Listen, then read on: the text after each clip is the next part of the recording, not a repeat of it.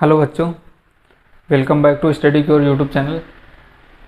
तो हम क्लास 12 की फ़िज़िक्स पढ़ रहे थे। इसी सीक्वेंस में आज हम आगे बढ़ेंगे और अपने लेक्चर को आगे बढ़ाएंगे। इसके पहले मैंने 2 क्लासेस कंप्लीट कर लिए हैं फ़िज़िक्स में। आज हम क्या करेंगे, उसी के आगे चलेंगे। ठीक है बच्चों, तो चलिए मैं शुरू करता हूँ। आज का हमारा जो टॉपिक है वो क्या है, कूलाम्स लॉ। ठीक है, हमारा जो फर्स्ट चैप्टर था वो इलेक्ट्रिसिटी का था। Electricity and Coulomb's law and electric field, इन सब चीज़ों के बारे में हम पढ़ेंगे इस चैप्टर में। और इसी सीक्वेंस में मैं आज कूलाम्स लॉ को शुरू करूँगा। देखिए कूलाम क्या थे, कूलाम एक साइंटिस्ट थे, उन्होंने अपना लॉ दिया था, उसी के लॉ को हम पढ़ते हैं, उसी को हम बोलते हैं कूलाम्स लॉ। देखिए ये कूलाम्स लॉ जो है ये यूनिक लॉ नहीं है। इसके पहले बच्चों आपने क्लास 11th में एक ग्रेविटेशनल चैप्टर पढ़ा होगा, गुरुत्वाकर्षण का चैप्टर। ठीक है, तो ये लॉ भी उससे मिलता जुलता है। जैसे न्यूटन का जो ग्रेविटेशनल लॉ आया था, न्यूटन ने क्या बताया था, यूनिवर्स में कोई भी 2 पार्टिकल हैं। ठीक है, जैसे मैं बोलूँ यूनिवर्स में कोई भी 2 पार्टिकल हैं, उनके बीच में जो अट्रैक्शन फोर्स लगेगा वो क्या होगा, ये प्रोपोर्शनल क्या होता है, न्यूटन ने जो बताया था। कोई भी 2 पार्टिकल हैं, m1 है, ये m2 है। ठीक है, इनके बीच में कोई भी जो अट्रैक्शन फोर्स लगेगा उन मास के, मतलब जो पार्टिकल हैं m1 m2, इनके मास के डायरेक्टली प्रोपोर्शनल, m1 m2 इसके डायरेक्टली प्रोपोर्शनल होता है। था इनके बीच की दूरी की, जो इनके बीच की दूरी होगी, ठीक है, इनके बीच की जो रेडियस आती है वो आर ई होती है। ठीक है, आप आर मान लीजिए, आर ई मान लीजिए, कुछ भी मान लीजिए आर। तो यानी कि न्यूटन का ये जो रूल था ग्रेविटेशनल का, F proportional m1 m2 equals to R square. तो यहाँ से आप प्रोपोर्शनल का साइन हटाते थे तो क्या आ जाता था, जी m1 m2 आर स्क्वायर। ठीक है, ये न्यूटन का नियम था। यहाँ पे ये एक जी कांस्टेंट आता था। ठीक है, तो इसी प्रकार से कूलाम ने भी एक रूल दिया, लेकिन वो क्या था, वो इलेक्ट्रिसिटी के रिस्पेक्ट में था, चार्ज के रिस्पेक्ट में था। लेकिन ये किसके था, ये मास के रिस्पेक्ट में था। ठीक है, बस डिफरेंस क्या आया, वहाँ पे क्या आ गया आपका, मास की जगह पे क्या आ गए, चार्जेस ले लिए उन्होंने। ठीक है, और बाकी सारी चीज़ें सेम थी। और एक डिफरेंस क्या था, जो ग्रेविटेशनल लॉ है ये केवल अट्रैक्शन पे, मतलब अट्रैक्शन को रिप्रेजेंट करता है। यानी कि इसमें फिक्स है, ये पार्टिकल को क्या करेगा, अट्रैक्ट करेगा, रिपेल नहीं करेगा। जैसे मैं आपसे बोलूँ कोई 2 पार्टिकल m1 m2 है तो ये आपस में अट्रैक्ट ही करेंगे, रिपेल नहीं कर सकते। लेकिन अगर यहीं मैं चार्जेस की बात करूँ, यहाँ पर मैं चार्जेस लूँ तो वो क्या कर सकते हैं, आपस में अट्रैक्ट भी कर सकते हैं, आकर्षित भी कर सकते हैं, रिपेल यानी प्रतिकर्षित भी कर सकते हैं। अगर मैं 2 चार्जेस की बात करूँ तो ये मैं आपको ओवरव्यू दे रहा था न्यूटन के रूल का। ठीक है, ओवरव्यू देने का मतलब क्या है, आप ये पढ़ रहे हैं, आपको ये नया ना लगे, आपको ऐसा लगे कि हम ये पहले पढ़ चुके हैं, इसलिए मैंने इसका ओवरव्यू दिया है। तो चलिए, हमारा ये टॉपिक नहीं है, हमको ये पढ़ना है कूलाम्स लॉ। तो मैं अपनी टॉपिक पे आता हूँ।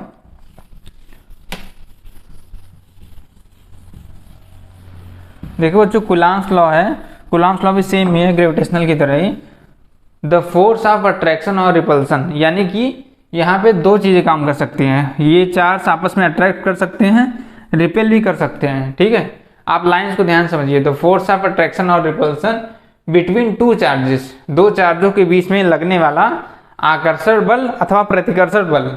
ठीक है, charge body is directly proportional to the product of their charges and inversely proportional to the square of distance between them.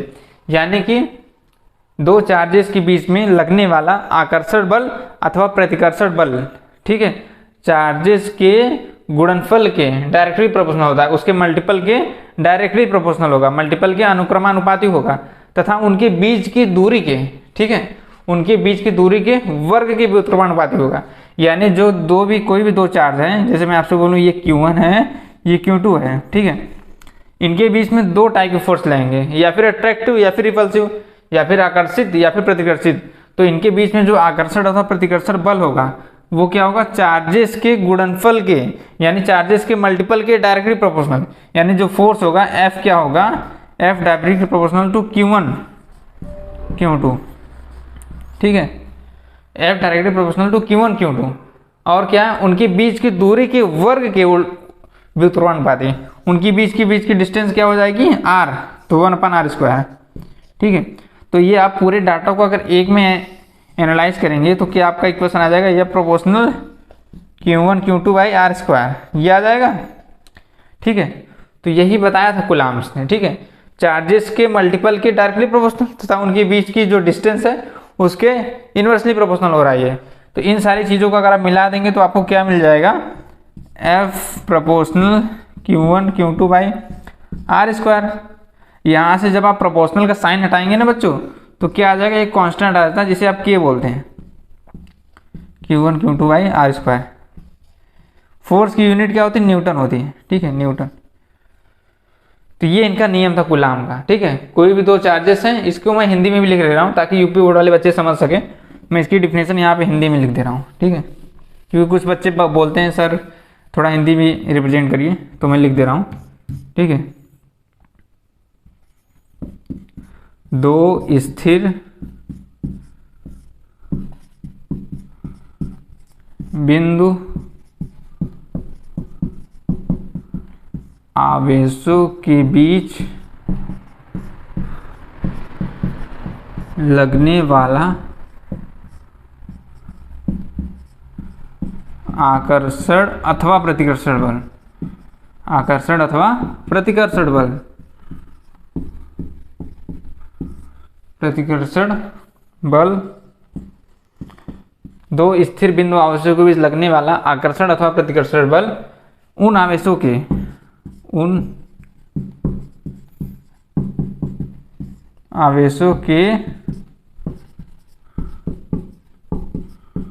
गुणनफल के अनुक्रमानुपाती, ठीक है, गुणनफल के अनुक्रमानुपाती,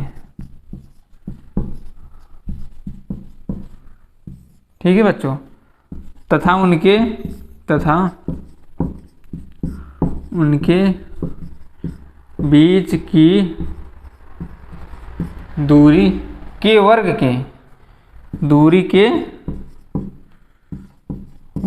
के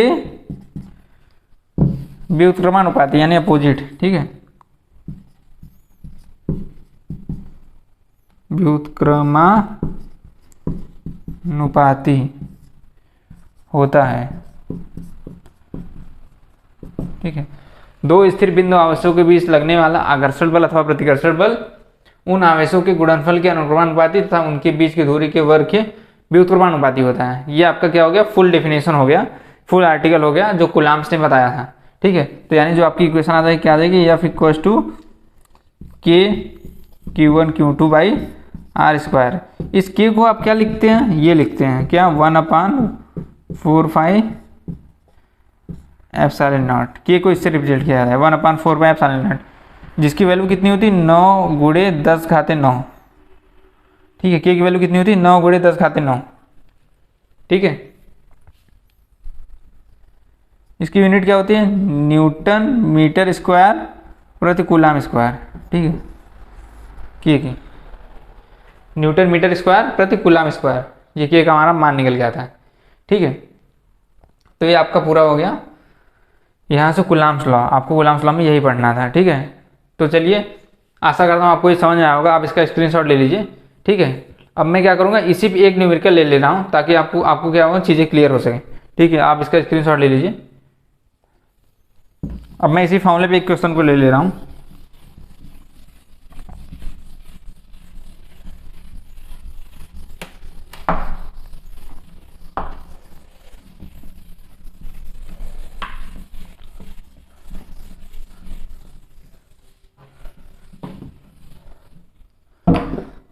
क्वेश्चन ये है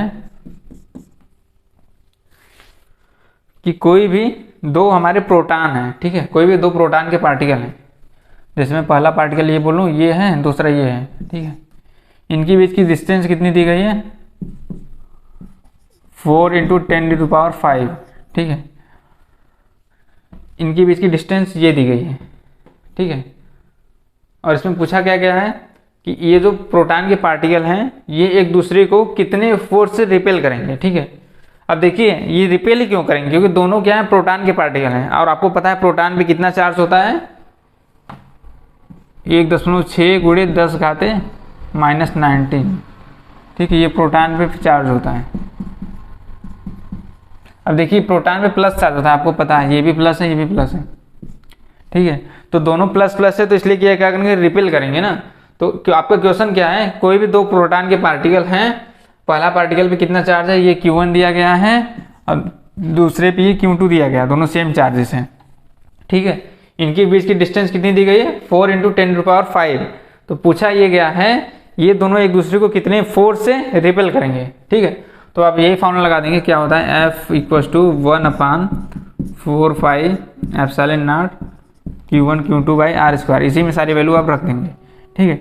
आपको सारी वैल्यू पता है, 1/4πε0 की वैल्यू कितनी होती है, 9 × 10⁹, ठीक है। Q1 Q2 की वैल्यू आपको पता है कितना है, 1.6 × 10⁻⁻19। ये 2 बार है, ठीक है, क्योंकि पहला चार्ज Q1 है, दूसरा Q2 है, तो दूसरी की वैल्यू भी तो सेम है, ठीक है। ये Q1 Q2 हो गया, और इनके बीच की डिस्टेंस भी आपको पता है कितनी है, 4 × 10⁵ है, ठीक है। तो इसका आप स्क्वायर कर लीजिए, क्योंकि R² है नीचे, ठीक है। अब देखिए इसको आप सॉल्व कर दीजिए, आपको पूरी वैल्यू पता है। इसमें ये 9 है, ये देखिए 16 × 9 करेंगे आप, 16 × 9 ना करिए आप, 9 को ऐसे लिख दीजिए, ठीक है। 16 × 16 करेंगे कितना आएगा, 256 आएगा, ठीक है। और 2 डिजिट पे पॉइंट लगाना है, 1 2, तो यहाँ 2 डिजिट पॉइंट लगा दीजिए आप, ठीक है। इंटू, अब देखिए ये 10⁻⁻19 10⁻⁻19 दोनों ऐड हो जाएंगे, तो कितना हो जाएंगे, 10⁻⁻38, ठीक है। और यहाँ पे 10⁻9 है ये अपान में, ये कितना हो जाएगा, इसका स्क्वायर करेंगे तो आप कितना हो जाएगा, 4 का 4 मल्टीप्लाइंग 16 हो जाएगा, और 10⁵ का अगर आप स्क्वायर करेंगे तो कितना हो जाएगा, 10⁻10 हो जाएगा, ठीक है। इसका मल्टीप्लाई यहाँ हो जाता है, ठीक है बच्चों। अब देखिए ये हमारा पूरा फंक्शन ऊपर जाएगा, ठीक है।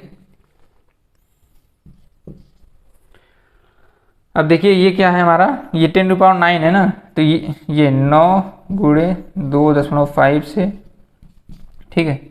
अब देखिए ये जो 16 नीचे, इसे 16 को नीचे रहने लीजिए, इसको आप ऊपर ले जाइए, 10⁻10 को ऊपर ले जाएंगे तो 10⁻−10 हो जाएगा, ठीक है। तो ये कितना हो जाएगा, 10⁻38 × 10⁻10 × 10⁻9, ठीक है। इसको आप सॉल्व कर लीजिए, ठीक है। देखिए ये क्या है, 38 और 10 है ना, ये दोनों ऐड हो जाएंगे, क्योंकि दोनों पावर सेम है, दोनों माइनस माइनस में है, ठीक है। तो 38 में 10 ऐड हो जाएगा, कितना हो जाएगा, 48 हो जाएगा। फिर ये 48 में से 9 माइनस हो जाएगा, ठीक है। फिर 48 में से आप क्या करेंगे, 9 माइनस कर देंगे, तो कितना आएगा, 37, ठीक है। तो पावर कितनी आ गई, 9 × 2.56 × 10⁻−37 डिवाइड बाई कितना है, 16 है, ठीक है। अब देखिए इस डाटा को मैं यहाँ लिख ले रहा हूँ ताकि आपको ऊपर दिखेगा तो समझने में आसानी होगी। कितना है, 9 × 2.56 × 10⁻−37 डिवाइड बाई 16 है, ठीक है। अब देखिए यहाँ पे 2 डिजिट पॉइंट लगाए ना, तो इस पॉइंट को हटा दीजिए आप, यानी ऊपर हम 10⁻2 से मल्टीप्लाई कर देंगे, नीचे भी 10⁻2 से, तो क्या होगा, ये 9 × जिसमें 100 से मल्टीप्लाई हो जाएगा 10⁻2 से, तो ये पॉइंट खत्म हो जाएगा, 256 आ जाएगा केवल, ये 10⁻−37 ऐसे रहने दीजिए। और ये कितना हो जाएगा, 16 × 10⁻2। अब देखिए ये 16 से 16 2 बार कट गया, यहाँ पे 16 आ गया, 16 का मल्टीप्लाई इसमें कर देंगे, कितना हो जाएगा, 16 × 9 144, ठीक है, इंटू। अब देखिए 10⁻2 है तो ये ऊपर जाएगा, ये भी माइनस में हो जाएगा, तो 10⁻−37 है, ये 2 जाके ऐड हो जाएगा, तो -39 हो जाएगा, ठीक है। तो आपका आंसर हो गया ये, ठीक है, 1.44 × 10⁻−39, ठीक है। यानी इतने न्यूटन के फोर्स से ये क्या करेंगे, एक दूसरे को दूर ढकेलेंगे, ठीक है। इतने न्यूटन के फोर्स से क्या करेंगे, एक दूसरे को रिपेल करेंगे, ठीक है। अब इसको आप आंसर को और फॉर्म में लिख सकते हैं, 1.44 × यहाँ पे समथिंग लिख सकते हैं, ठीक है। पॉइंट यहाँ लगाएंगे तो ये पावर में उसी हिसाब से वेरिएशन होगा, ठीक है बच्चों। तो आशा करता हूँ आपको ये समझ में आया होगा। तो ये मैंने ये न्यूमेरिकल लेने का मेरा मतलब यही था, ताकि आप कूलाम्स लॉ से रिलेट कर सकें, समझ सकें। तो इस प्रकार से क्या होगा, कभी कभी आपको कूलाम्स लॉ पे अगर डायरेक्टली क्वेश्चन देगा तो आपको कुछ वैल्यू दे देगा इसमें से और एक वैल्यू मिसिंग कर देगा, तो आप इस प्रकार से फाइंड कर सकते हैं, ठीक है। तो चलिए अब हम आगे की क्लासेस में क्या देखेंगे, आगे क्लासेस में इलेक्ट्रिक फील्ड को देखेंगे और आगे बहुत सारी चीज़ें हैं, ठीक है। इलेक्ट्रिक फील्ड हम अलग अलग सरफेस के लिए फाइंड करेंगे, ठीक है बच्चों। और क्या, हम गॉस थ्योरम को भी देखेंगे। तो चलिए आज के लिए मैं इतना ही रखता हूँ बच्चों, ठीक है। अगली क्लासेस में हम कुछ और चीज़ों को पढ़ेंगे, ठीक है बच्चों। तो आज के लिए इतना ही, थैंक यू।